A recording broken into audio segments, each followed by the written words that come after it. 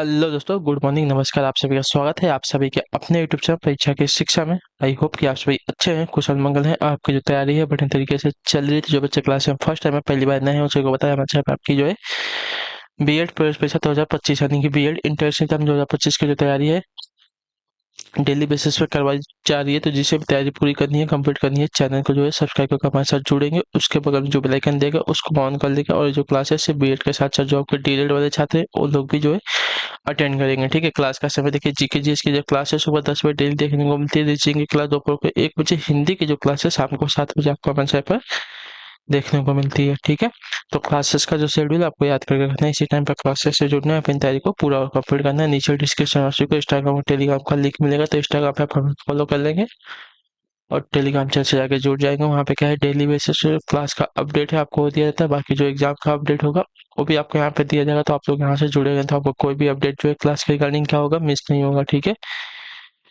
तो चलिए class start करेंगे। शुरू करने से पहले जिसने अभी तक क्लास को लाइक नहीं किया है, रिक्वेस्ट है कि क्लास को लाइक कर दीजिएगा, और चाहे मैं पहले होते चैनल को जो है सब्सक्राइब कर दीजिएगा। ठीक है, चलिए पहला क्वेश्चन देखते हैं आपका क्या देगा। क्वेश्चन नंबर 1 है, भारत की नई राष्ट्रीय शिक्षा नीति की घोषणा किस वर्ष की गई, बताइए। इसका सही उत्तर क्या हो जाएगा? भारत की नई राष्ट्रीय शिक्षा नीति की घोषणा किस वर्ष की गई, इसका सही उत्तर क्या हो जाएगा?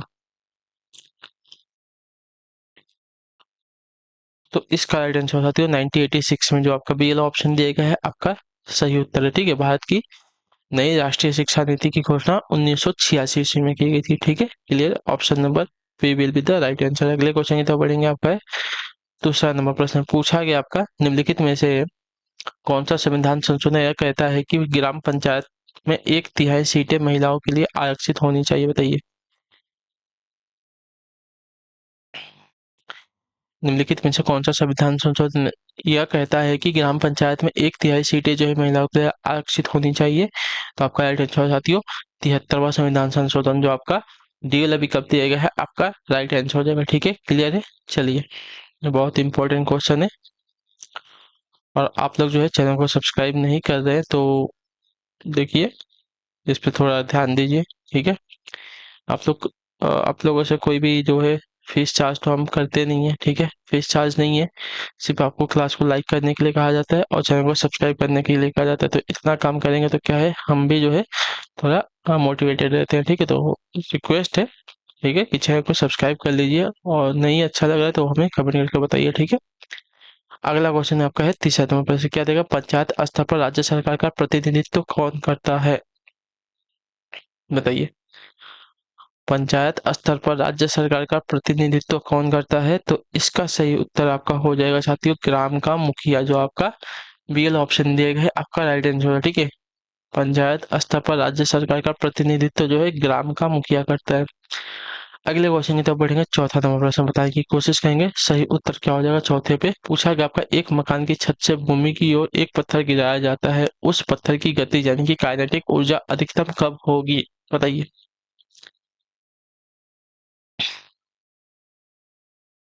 तो इसका राइट आंसर भूमि पर पहुंचने से ठीक पहले। ठीक है, भूमि पर पहुंचने के ठीक पहले जो है पत्थर की काइनेटिक ऊर्जा जो है अधिकतम हो जाएगी। क्लियर है सभी को। चलिए अगले क्वेश्चन की तरफ बढ़ेंगे। पांचवा नंबर प्रश्न क्या दिया गया है, 1959 ईस्वी में ईस्वी तक पाकिस्तान की राजधानी क्या थी, बताइए। 1959 ईस्वी तक जो है पाकिस्तान की राजधानी क्या थी? इस्लामाबाद, कराची, लाहौर या हैदराबाद? हैदराबाद तो गलत ही। ठीक है, तो आपका राइट आंसर होगा कराची। ठीक है, जो आपका बी ऑप्शन देगा आपका राइट आंसर। लाहौर जो है अभी के समय में है। तो 1900 क्या 1959 ईस्वी तक पाकिस्तान की राजधानी जो है कराची थी। क्लियर है। अगला क्वेश्चन आपका है क्वेश्चन नंबर 6, क्या देगा, भारत में कॉफी अनुसंधान संस्थान कहाँ स्थित है, बताइए। भारत में कॉफी अनुसंधान संस्थान कहाँ पर स्थित है? तो इसका राइट आंसर आपका हो जाएगा एयर कार्ड में। ठीक है, जो आपका एल ऑप्शन देगा आपका राइट आंसर। भारत में काफी अनुसंधान संस्थान जो है आपका एयर कार्ड में स्थित है। अगले क्वेश्चन की तरफ बढ़ते हैं। आपका सातवां नंबर प्रश्न क्या देगा, किस कारण से स्टोन कैंसर होता है, बताइए। किस कारण से आपको स्टोन कैंसर होता है? तो आपका राइट आंसर हो जाती है अम्ल वर्षा से। ठीक है, जो आपका ये वाला ऑप्शन दिएगा आपका राइट आंसर, अम्ल वर्षा से जो है स्टोन कैंसर होता है। ठीक है, क्लियर है। चलिए अगले क्वेश्चन की तो बढ़ते हैं। आपका 8वां नंबर पूछा गया, आपका सूचना का अधिकार अधिनियम किस वर्ष पारित हुआ था? बताइए।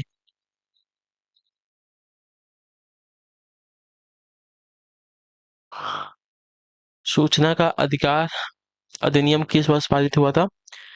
तो आपका राइट आंसर हो जाती है वर्ष 2005 में। जो आपका बी ऑप्शन देगा आपका राइट आंसर हो जाएगा। ठीक है, क्लियर है। 2005 में जो है सूचना का अधिकार अधिनियम पारित हुआ था। अगला क्वेश्चन आपका है क्वेश्चन नंबर 9। बैटरियों में कौन सा एसिड संग्रहित होता है यानी कि स्टोर होता है? बताइए, बैटरियों में कौन सा एसिड संग्रहित होता है? तो आपका राइट आंसर सल्फ्यूरिक एसिड। जो आपका ये ऑप्शन दिएगा आपका राइट आंसर, बैटरियों में सल्फ्यूरिक एसिड जो है संग्रहित होता है, स्टोर होता है। क्लियर है।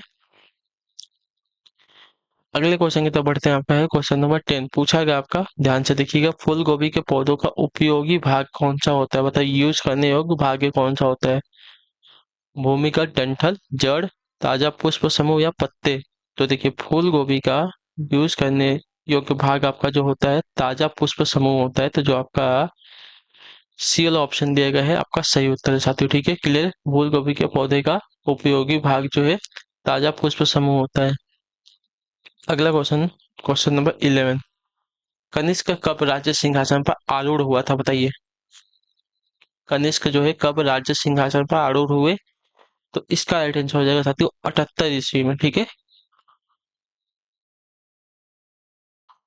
बी वाला ऑप्शन जो दिया गया आपका राइट आंसर 78 ईस्वी में जो है कनिष्क राज्य सिंहासन पर आरूढ़ हुए। अगले क्वेश्चन की तरफ बढ़ेंगे। आपका है क्वेश्चन नंबर 12। पूछा गया, अकबर के समय मुगल सूबों यानी कि प्रांतों की संख्या 15 थी और औरंगजेबों के समय बढ़कर कितनी हो गई थी? हमसे पूछा है। ठीक है,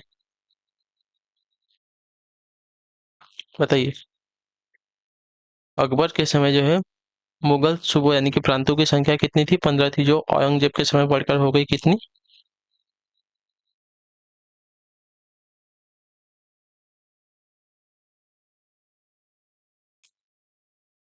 इसका राइट आंसर हो जाएगा साथियों 21। जो आपका सी ऑप्शन दिया गया है आपका राइट आंसर है। ठीक है, क्लियर है।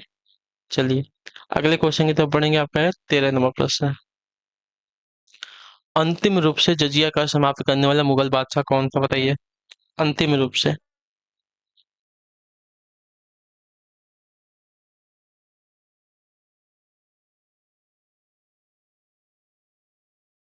तो इसका राइट आंसर हो जाती है मोहम्मद शाह रंगीला। जो आपका डी वाला विकल्प देगा आपका राइट आंसर, अंतिम रूप से जजिया का समाप्त करने वाला मुगल बादशाह मोहम्मद शाह रंगीला था। अगले क्वेश्चन की तरफ बढ़ते हैं। आपका 14 नंबर प्रश्न क्या देगा? कौन राज्य योजना बोर्ड के अध्यक्ष के रूप में कार्य करता है? बताइए।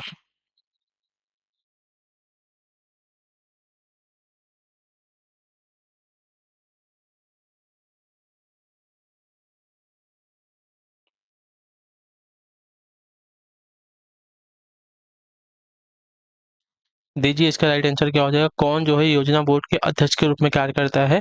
तो इसका सही उत्तर हो जाएगा साथियों मुख्यमंत्री। जो आपका बी विकल्प देगा है आपका सही उत्तर हो जाएगा। ठीक है, क्लियर है। चलिए अगले क्वेश्चन की तरफ बढ़ेंगे। आपका है 15 नंबर क्वेश्चन। मछली का एयर ब्लैडर यानी कि वायु आशय किस रूप में कार्य करता है? बताइए, मछली का एयर ब्लैडर यानी कि वायु आशय किस रूप में कार्य करता है? तो इसका राइट आंसर हो जाएगा साथियों सहायक श्वसन अंग और दैव स्थैतिक अंग के रूप में। जो आपका सी वाला विकल्प दिया गया है आपका सही उत्तर हो जाएगा। ठीक है, क्लियर है सभी को इसके बारे में। मछली का एयर ब्लैडर यानी कि वायु आशय जो है श्वसन सहायक श्वसन अंग और द्रव स्थैतिक अंग के रूप में जो है कार्य करता है। क्लियर है। अगला क्वेश्चन देखते हैं। आपका है 16 नंबर प्रश्न क्या दिया गया है? श्री अरविंद को जो है किस मामले में गिरफ्तार किया गया? बताइए, श्री अरविंद को जो है किस मामले में गिरफ्तार किया गया था? तो इसका राइट आंसर अलीपुर बम मामले में। ठीक है, जो आपका ए ऑप्शन दिया गया है आपका राइट आंसर हो जाएगा। ठीक है, श्री अरविंद को जो है अलीपुर बम मामले में गिरफ्तार किया गया था। अगले क्वेश्चन की तरफ बढ़ते हैं। आपका 17 नंबर पूछा गया, आपका किसने जो है अकबर को जिले इलाही यानी कि खुदा की परछाई एवं फर इजदी यानी कि खुदा से निकलने वाली रोशनी कहा था? इसका राइट आंसर क्या हो जाएगा?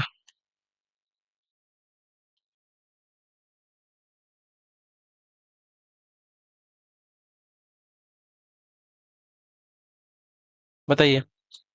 तो इसका राइट आंसर हो सकते हो अबुल फजल ने, ठीक है, जो आपका दिया गया है ये वाला ऑप्शन आपका राइट आंसर हो जाएगा। चलिए अगले क्वेश्चन की तरफ बढ़ेंगे। आपका है 18 नंबर, बताने की कोशिश करेंगे आपका राइट आंसर निम्नलिखित में से कौन से सार्वजनिक उपक्रमों को महारत्न का दर्जा नहीं दिया गया है, बताइए।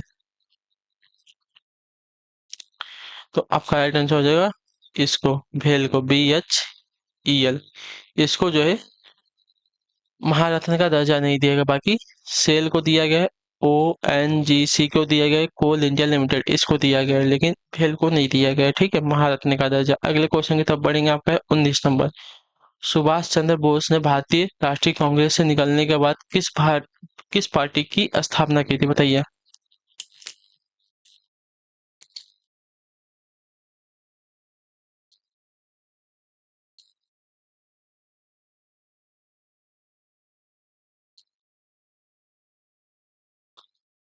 तो इसका सही उत्तर आपका हो जाएगा साथियों फॉरवर्ड ब्लॉक की, ठीक है, जो आपका सील ऑप्शन देगा आपका राइट आंसर हो जाएगा। सुभाष चंद्र बोस ने भारतीय राष्ट्रीय कांग्रेस से निकलने के बाद जो है फॉरवर्ड ब्लॉक पार्टी की स्थापना की थी। क्लियर है। चलिए अगले क्वेश्चन की तरफ बढ़ेंगे। आपका 20 नंबर प्रश्न क्या पूछा गया है, जो चित्रकला के शत्रु है मैं उनका शत्रु हूँ, किस मुगल शासक ने कहा है, बताइए।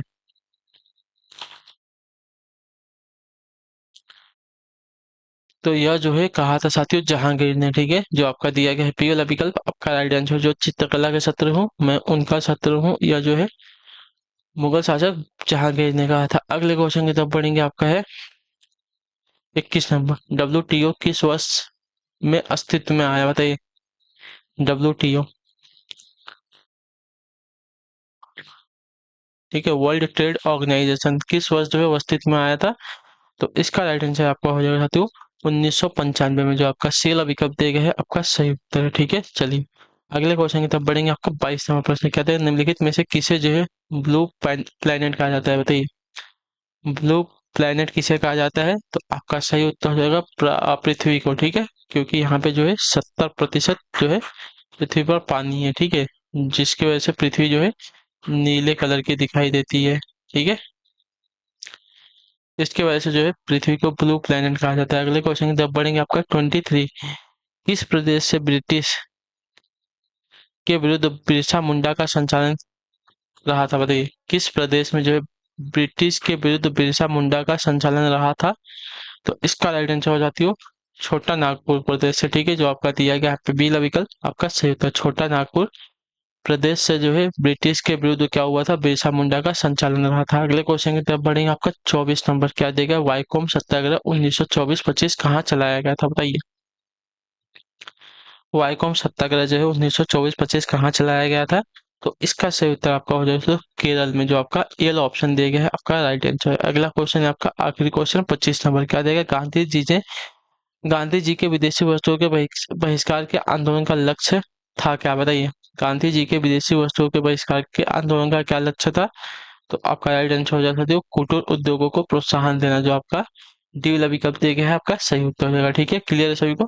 चलिए तो इसी के साथ जो आपकी क्लास है आज की यहाँ पे पूरी होती है। आई होप कि आपको जो क्लास है अच्छी लगे क्लास को लाइक करिए, चैनल पहले तो चैनल को सब्सक्राइब, और हमें जो है कमेंट पर क्लास के बारे में जो आपको क्लास के बाकी अगर आपका कोई डाउट कोई क्वेश्चन कोई क्वेरी हो तो नीचे कमेंट करके जरूर बताइएगा, उसका आंसर आपको बताया देता हूँ। आपसे मिलता है आपकी अगली क्लास में, तब तक के लिए टाटा बाय बाय, जय हिंद जय भारत। आपसे क्लास से जुड़ने के लिए बहुत बहुत ही धन्यवाद।